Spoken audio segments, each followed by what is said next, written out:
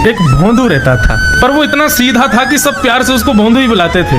गायों की सेवा करता था और जिस आश्रम में रहता था वहां के गुरुदेव शाम को प्रवचन करते थे तो सबसे पीछे बैठ के सुनता था। भोंदू को लगता था गुरुजी जो बोल रहे हैं ये बिल्कुल सत्य है, इसमें कोई झूठ नहीं है। एक दिन गुरुजी प्रवचन करते हुए बोले, यमुना के पल्ली पार भांडीर वन में ठाकुर जी गैया चराने आए। भांडीर वन का नाम सुनते भोंदू कान खड़े हो गए। बोले भांडीर वन तो मैं जाता हूँ गैया लेके, मुझे तो कभी मिले नहीं वहां पर। अरे मुंह में ही कमी होगी, मुंह में ही सामर्थ्य नहीं होगी उनको देखवे की, मैं ही नहीं देख पाए होंगे, वो तो आते होंगे वहां पे, मुझे ना दिखे होंगे। भोंदू ने पहली बार जिज्ञासा करी, गुरुदेव ठाकुर जी दिखते कैसे हैं? तो गुरुदेव भी हंस गया, अच्छा भोंदू पूछ रहा है, बैठ जाओ बताते हैं। मोर मुकुट पहनते हैं ठाकुर जी, और बोले दो कान हैं लेकिन कुंडल एक ही पहनते हैं। ठाकुर जी ऐसे पुष्प तोड़ के कान के ऊपर लगा लेते हैं, दोनों कानों में एक ही कुंडल को फेर फेर के पहनते। ठाकुर जी पीली पीताम्बरी, ऐसी ठाकुर जी पीली पहनते, पीली पीताम्बरी। माला कैसी पहनते हैं? ठाकुर जी ऐसी पहनते हैं पूरी पैरों तक जाए। ये देखो गुरु जी कह रहे हैं तो निश्चित है भंडीर वन में आते हैं ठाकुर जी। भोंदू अपनी गैया लेकर के भांडीर वन पहुंच गया। गैया चर रही थी, अब भोंदू ढूंढ रहा है, कभी वृक्ष के नीचे जाके देखे, कभी कहीं देखे, कभी ढूंढे कहीं से चंदन की सुगंधी आ जाए। गुरुजी बता रहे थे उनमें से चंदन की सुगंधी आती है, क्या पता कन्हैया यहीं कहीं हो। इतने भाव से, इतने प्रेम से और इतने भोलेपन से ढूंढने लगा ठाकुर जी को, और ठाकुर जी नहीं मिलते ना तो अपने आप को ही कोसता, मुंह में योग्यता ना होगी यही मारे ना मिल रहे, ठाकुर जी तो यही है। गुरु जी की बात गलत नहीं है, ठाकुर जी तो यही है। उसके उस सहज भाव पर, उसके उस सरल भोंदू पने पर ठाकुर जी रीझ गए। और इतने में ही भोंदू हताश निराश उदास बैठा था, खुद को कोस रहा था, मुंह में योग्यता ना है, मुंह ठाकुर जी मिलना है रहे। इतने में ही देखा सामने से असंख्य गायों का झुंड आ रहा है, और भोंदू ने जैसे उन गायों को देखा, ऐसी गाय कभी देखी नहीं, अलग गाय, सींग चमक रहे हैं, सींगों के ऊपर के भाग में सोने चांदी मड़े हुए हैं, ऐसी ऐसी सुंदर सुंदर तंदुरुस्त गैया। तभी देख रहा है भोंदू पीताम्बरी पहनी है, गले में वैजंती माला धारण की है, सिर पर पाग पहनी है, एक कान में कुंडल है, मंद मंद मुस्कुरा करके दतुइयां दिखा रहे हैं, कटाक्ष नेत्रों से कभी इधर देख रहे हैं कभी उधर देख रहे हैं, अपनी वेणु को कमर में कस करके गैयाओं के गले में गलवैयां डाल करके श्याम सुंदर भोंदू की तरफ चलते भय आ रहे हैं। ये दृश्य देखकर के हाथ पांव कांपने लगे भोंदू के। उसको लगा मेरे पास तो आएंगे ही नहीं है, वहीं से मुड़ जाएंगे, अब मैं उनके पास जाके उनको असहज नहीं करूंगा, यहीं से देख लूं, यहीं से प्रणाम कर लूं। लेकिन जैसे जैसे प्रणाम करके ऊपर देखता, ठाकुर जी और पास आ रहे हैं, और पास आ रहे हैं, और पास आ रहे हैं। जैसे ही ठाकुर जी आकर के बैठे, भोंदू के पास शब्द नहीं है, हाथ पैर कंपित हो रहे हैं, उसको सूझ ही नहीं रहा करूं क्या मैं, इनके लिए क्या बिछाऊं, कहां बैठाऊं। ठाकुर जी ने अपने आप ही भोंदू के गले में हाथ डाली, अरे तेरा नाम कहा है? जैसे ही ठाकुर जी ने नाम पूछा, भोंदू अपना ही नाम भूल गया, बोले मुझे याद ही नहीं मेरा नाम क्या है, पर प्रेम से सब लोग मुझे भोंदू बुलाते हैं। अब तो भोंदू नाम सुनते ही ठाकुर जी ताली दे दे के हंसने लगे, तेरा नाम भोंदू है? बोले हाँ मेरा नाम भोंदू है। और ठाकुर जी आपको अच्छा लगा? बोले हाँ बहुत अच्छा लगा। आपको नाम कहा है? ठाकुर जी बोले तुम वो ना जाने? बोले जानू तो ना हूं, लेकिन गुरुजी ने जैसा रूप बताया वैसा ही है आपको, तो आप कहीं नंद नंदन तो नहीं हो? ठाकुर जी बोले हाँ मैं नंद नंदन नहीं हूँ, यशोदा जी को लाला, नंद जी को लाला। भोंदू बोलो जय हो भगवान, आज आपके दर्शन है गए। गुरु जी और सब बालकन को तो आप शायद रोज ही मिलते होंगे, लेकिन मैं ही अभागा मुँह को आप आज ही मिले हो। ठाकुर जी बोले अब चल बात मत बनावे, जल्दी कछु खवा, मुँह को भूख लग रही है। भोंदू एक कपड़े में रोटी बांध के उसमें मिर्च और गुड़ रख करके लेके गया। 2 रोटी थी। भोंदू ने जैसे खोली, एक रोटी ठाकुर जी के सामने धर दी, एक अपने पास रख ली। बोले मैं भी तो खाऊंगा। ठाकुर जी ने बढ़िया रोटी ऐसे घुमाई और प्रेम से गुड़ खामे और रोटी पान लगे प्रेम से, और ठाकुर जी तो चप चप करके नेक देर में पा गए। भोंदू तो भूल ही गए, मुँह खानो भी, और ठाकुर जी को ही देख रहा है। ठाकुर जी बोले और जोर की भूख लगी, ला अपनी रोटी दे दे। भोंदू बोलो मुँह को भी भूख लगी है। बोले अच्छा चल आधी आधी खा ले, या मैं तो आधी तू खा ले आधी मैं खा लूँ, दोनों खा लिए। कल तो नेक्स्ट से ज्यादा सी रोटी ले आइयो, भूख ज्यादा लगे, और सुन यही समय आइयो, मिलूंगा कल भी तोते।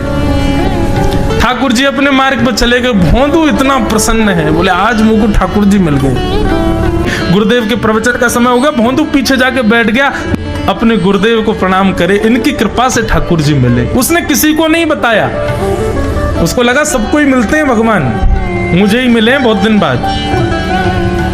दूसरे दिन भोंदू खूब सारी सामग्री रसोई घर में इकट्ठा करके जाने लगा। किसी ने जाके गुरुदेव से कह दिया कि भोंदू बहुत सारी सामग्री ले जा रहा है। गुरुदेव ने जाके कही भोंदू इतनी सामग्री ले जा रहा हो भैया, वो भंडारो करेगो का? नहीं गुरुजी भंडारो तो नहीं करूंगा, वो नंद नंदन नाम है, वो यशोदा नंदन मदन मोहन, वो अपनी गैया चरा के आए, कल भी आए, मेरी रोटी खा गए, मैं भूखो ही रहेगा कल। या हमारे ज्यादा सी ले जा रहा हूँ, बेचारे बहुत भूखे आए कल, कि उनको पेट भर जाएगा, मैं भी पा लूंगा। या हमारे गुरुजी आज ज्यादा सामग्री ले जा रहा हूं। गुरुदेव ने मन में सोचा ये बात कोई और कहे तो अविश्वास किया जा सकता है, लेकिन भोंदू झूठ नहीं बोलता। भोंदू कभी झूठ नहीं बोलता, भोंदू की बात पर विश्वास करना ही पड़ेगा। गुरुदेव बोले सुन सुन ठाकुर जी आए थे? बोले हाँ। अच्छा उनका रूप कैसा था? जैसा रूप आपने बताया था ना गुरुजी, बिल्कुल वैसा, ऐसे कटाक्ष नेत्र, मोती जैसे दांत, ठाकुर जी की मुस्कान ऐसी, पाग ऐसी, कान ऐसे। गुरुदेव के तो नेत्र बंद हो गए, वे सब अनुभव करने लगे। लेकिन गुरुदेव बोले रूप कैसा भी बता दे, चरण यदि इसने बता दिए तो मैं मान जाऊंगा कि ठाकुर जी थे। अच्छा तूने चरण देखे? बोले हाँ गुरुजी मैंने चरण देखे। चरण कैसे थे? ठाकुर जी के चरण जब वो चल करके आगे बढ़ते हैं ना तो चिन्ह बन जाते हैं। कहीं ध्वजा बनी थी, कहीं शंख बना था, कहीं कुछ बना था, और उनके जो नखून है ना उनमें से ऐसा लगता है मानो जैसे कोमल का पराग हो, कमल का पराग हो। और चरणों का रंग कैसा, जैसे मानो जैसे गुरुदेव कमल होता है ना, कमल की आकृति, ऐसे ठाकुर जी के चरण। जब चरण का यथावत वर्णन भोंदू ने कर दिया, गुरुदेव समझ गए, बोले निश्चित ठाकुर जी आते। नहीं तो भोंदू कहां जाने, इतनी बुद्धि नहीं है उस पे कि वो इतना सब कुछ ढूंढ धाड़ के मुझे बताए। भोंदू एक काम करेगा? बोले हाँ। ठाकुर जी आएंगे तो तेरे सखा बन गए? बोले हाँ। तो उनको लेकर के आश्रम आ जा, यहां पे आ जा। भोंदू बोला कि इतने योग्य बालक हैं, लेकिन ठाकुर जी ने किसी से नहीं कही, मुझसे कही है। अगर मैंने ये काम नहीं किया तो मेरा जीवन व्यर्थ है। भोंदू को लगा ठाकुर जी सबसे ही मिलते हैं, गुरुजी किसी से भी कह के बुलवा लेते, मुझको काम दिया। भोंदू ने तो उसको अपने हृदय में ले लिया, अब ये काम मुझे करना है। बोले गुरुजी मैं वचन दे के जा रहा हूं, ठाकुर जी को मैं लेके आऊंगा। जा बेटा। भोंदू वन में चला गया। अब तो उसको मिलने की भी एक्साइटमेंट नहीं है और कोई उसके मन में भाव ही नहीं है, उसको ये है बस ठाकुर जी को मैं ले जाऊं। जा करके बैठा, ठाकुर जी अपनी गैया चराते भये। ठाकुर जी आए, रूप देख करके फिर से भावुक हो गया भोंदू। ठाकुर जी आकर के बैठ गए, बोले चल जल्दी निकाल रोटी, भूख लगी है मुंह को। भोंदू सजाता जा रहा है थाली, ठाकुर जी को देता जा रहा है। बोले जय जय, एक प्रार्थना करूं? बोले करो। आप मेरे संग मेरे सखाओ ना आप? बोले हाँ तेरो सखाऊं तो मेरी बात मानोगे? बोले कहा आप मेरे संग आश्रम चलो गुरु जी के पास। ठाकुर जी रोटी पाते जा रहे, ठाकुर जी ने अनसुनी कर दी बात। बोले जय जय कछु कहो ना, आप चलोगे ना? ठाकुर जी बोले हम तेरे सखा हैं, तेरे गुरु जी के सखा नहीं है। तू मोते मिल, तू मेरे संग खा, तू मेरे संग रहे, तू कछु कर, तो कुछ सब अधिकार है, लेकिन ये हम गुरु जी ते मिल बातें मिल ये सब हम नहीं करेंगे। हम बस तेरे सखा हैं, तो ये जाने और कोई ये ना जाने। जय जय ऐसे मत कहो ना, वे नहीं बताते तो मैं तो आपको देख ही नहीं पाता, मैं तो आपको जानता ही ना हूं। उनने ही तो मुझको बताई कि आप भांडीर बनाते हो, आपका रूप ऐसा है। उनने कृपा करके मुझको आपसे मिलवाए हो, वही हमारी मित्रता के मूल आधार है। उनसे तो मिलवे चलो ना। ठाकुर जी बोले देख ज्यादा जिद मत करे, हमने तो उसे एक बार कह दी, हम नहीं जाएंगे नहीं जाएंगे नहीं जाएंगे। ठाकुर जी रोटी पा रहे थे तो भोंदू ने हाथ से रोटी और छनाई, बोले ये भी दो, ये भी गुरु जी की है, लाओ ये मिर्च गुड़ सब दो, ये सब गुरु जी को, ये भी मत खाओ। और सुनो, यदि हमारे गुरु जी से आपको प्रेम नहीं है तो हमको आपसे प्रेम नहीं है। कल ते अपनी गैयान को लेकर कहीं और चरावे जाओ, होंगे तुम नंदन अपने गांव के, मेरे गुरु जी के पास नहीं जाओगे। और सुनो, ये मुंह में जो रोटी रखी जाओ को उगल ले आओ, ये भी गुरु जी की रसोई में बनी है, हमारे गुरु जी से नहीं मिलेंगे। ठाकुर जी बोले अरे भोंदू ने रुक तो, नहीं नहीं नहीं अब तो मैं सुनूंगा ही नहीं, आपने ऐसे कैसे कह दी नहीं जाएंगे, 3 बार नहीं जाएंगे नहीं जाएंगे। और ये भांडीरवन मेरो है, मैं यहाँ गैया चरावे आऊं, कल से अगर तुम और तुम्हारी गैया दिख गई मुंह को तो तुम्हारी गैयान को लेके मैं चलो जाऊंगा आश्रम, फिर तुम्हारी मैया बाबा तुमको मारेंगे। ठाकुर जी बोले अरे भोंदू इतना नाराज? बोले यदि मुझसे मित्रता रखनी है तो मुझको वचन देना पड़ेगा कि आप आश्रम चलोगे, और अगर आपने फिर से नहीं कही तो मैं जा रहा हूं वापस, और कभी आपको मुख नहीं देखूंगा, अपना मुख नहीं दिखाऊंगा। ठाकुर जी बोले इस मुख को देखने के लिए या संग के लिए लोग पता हो तो कितनी तपस्या करें। बोले जो तपस्या करें उनको मुबारक, तुम मुझको ना चाहिए, मुझ ना मिलनो तुमते, मुझ कोई गरज ना पड़ रही तुमते, आज तक नहीं मिले, कल ही तो मिले हो मोते, वो भी गुरुदेव की कृपा से मिले हो, जाओ मत मिलियो, मुझे ना चाहिए तुम। ठाकुर जी बोले मैं तो ना जाऊंगा, मैं तो तेरे पास ही रहूंगा। बोले तुम मत जाओ, मैं जा रहा हूं। कि जाने लगा वापस। भोंदू, ठाकुर जी पुकार रहे हैं भोंदू को, मानो जैसे त्रिलोकी लेके जा रहा है वो ठाकुर जी की, जैसे मानो पूरा ऐश्वर्य ठाकुर जी का ले जा रहा हो। अरे भोंदू ने रुक तो जा। भोंदू बोला अपना मुख भी नहीं दिखाऊंगा यदि आप नहीं चलोगे तो।